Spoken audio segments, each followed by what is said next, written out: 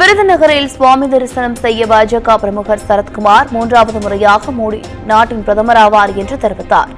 நாடாளுமன்ற மக்களவைத் தேர்தலில் பாஜக வேட்பாளர் ராதிகா சரத்குமார் வெற்றி பெற வேண்டி அவரது கணவரும் பாஜக பிரமுகர் மற்றும் நடிகருமான சரத்குமார் ஸ்ரீவில்லிபுத்தூர் ஆண்டாள் கோவிலில் சுவாமி தரிசனம் மேற்கொண்டார்.